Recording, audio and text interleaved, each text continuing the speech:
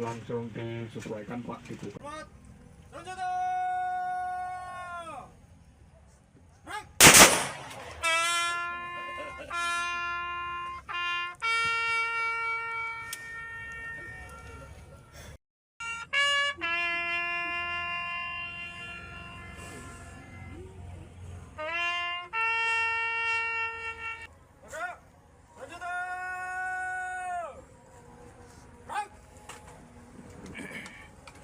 Pasukan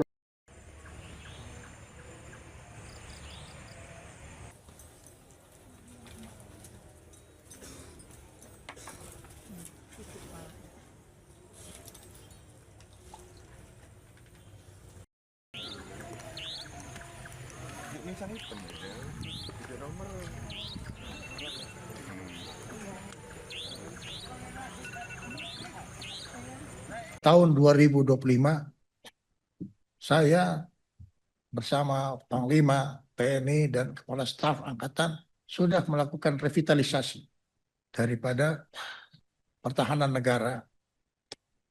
Kita targetkan setiap tahun 150 batalion untuk memenuhi 514 kabupaten.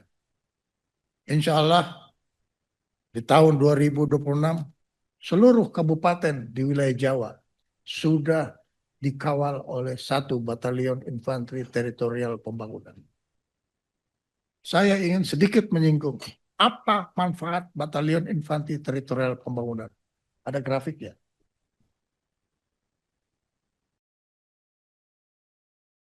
Apa yang kita lihat? Sebelum ada batalion teritorial pembangunan di kabupaten, tadinya di kabupaten itu tidak ada pasukan, kosong. Ya. Apa yang terjadi? Begal, kriminal, itu besar sekali. Ya. Tapi setelah kita berada di situ membuat pangkalan, dan pangkalan itu sudah jadi dengan latihan, kemampuan, dan sebagainya. Ini begal kriminal di situ yang tadinya minus sekian persen, sekarang menjadi plus sekian persen, kriminalnya hilang. Sudah di atas 50%. Dan ini adalah tugas dari batalion teritorial pembangunan dengan melakukan patroli keliling dengan kendaraan yang disiapkan oleh industri pertahanan, baik itu kendaraan listrik maupun kendaraan non-listrik, bisa membangun sistem keamanan lingkungan, Siskamling. Yang tadinya itu menurun, sekarang Siskamling hidup kembali. Ini yang berkaitan dengan kriminalitas. Kemudian penguatan terhadap lingkungan sosial. Di kabupaten, di kampung-kampung, ada masjid, ada gereja, sedikit sekali pura. Tapi prajurit kita, yang 1 batalion itu 1.190 orang, itu terdiri dari mereka-mereka yang ada yang dari pesantren, dan ada yang mengerti bagaimana rohaniawan non-muslim itu masuk ke gereja bersama-sama dengan masyarakat. Bersama-sama dengan masyarakat ada di masjid. Dia bisa jadi khatib, dia bisa jadi imam di masjid. Inilah yang membuat penguatan terhadap lingkungan sosial. Jadi masyarakat merasa agak hangat dengan keberadaan batalion teritorial ini. Demikian pula kualitas pendidikan. Banyak sekolah-sekolah, anak-anak ikut mengajar mereka di lapangan. Nah, kemudian dalam bidang ekonomi, khususnya UKM, Bapak-bapak dan Ibu-ibu sekalian, terima kasih atas dukungannya kepada kami, sehingga anggaran untuk kehidupan prajurit ini bisa dirasakan oleh rakyat. Contoh, gaji yang paling kecil untuk seorang prajurit itu 6 juta rupiah. 1 orang. Kalau dia 1.000 orang dalam 1 batalion, dan dia belanjakan 1 juta rupiah setiap bulan, berarti dia 1 miliar rupiah di desa dan di kecamatan tempat mereka.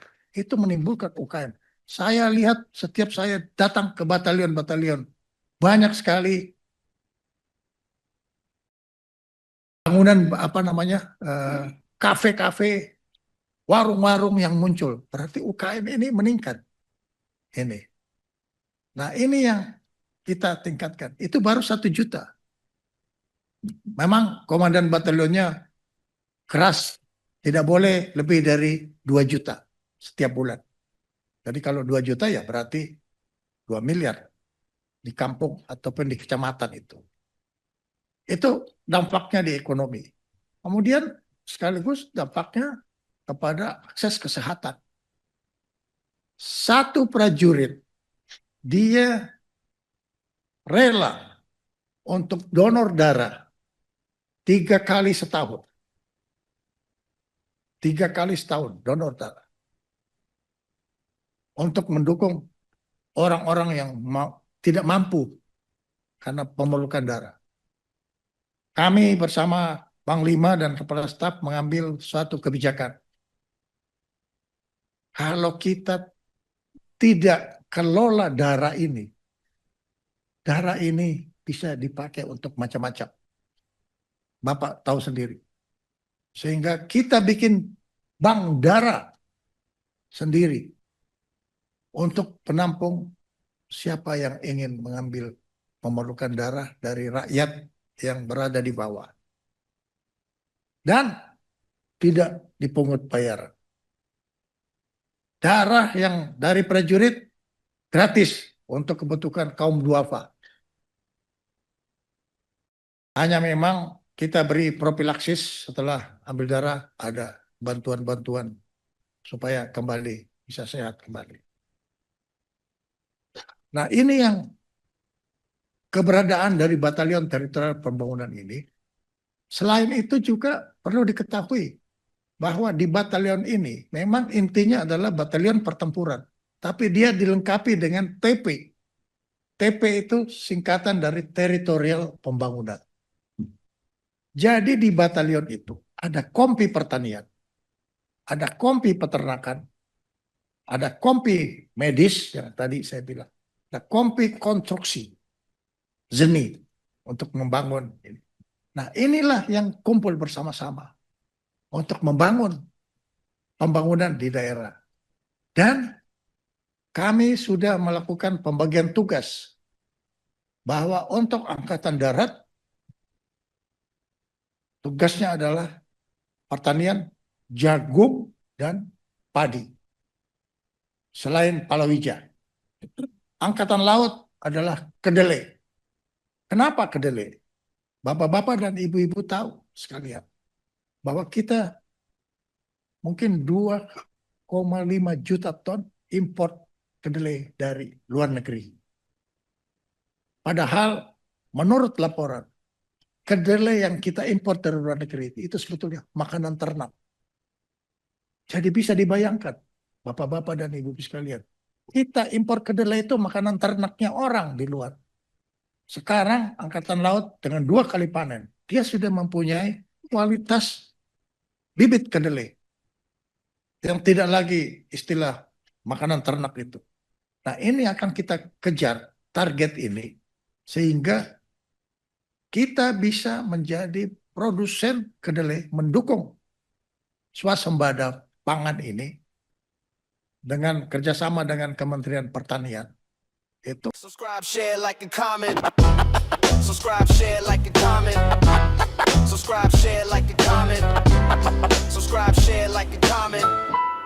Subscribe, share, like, and comment.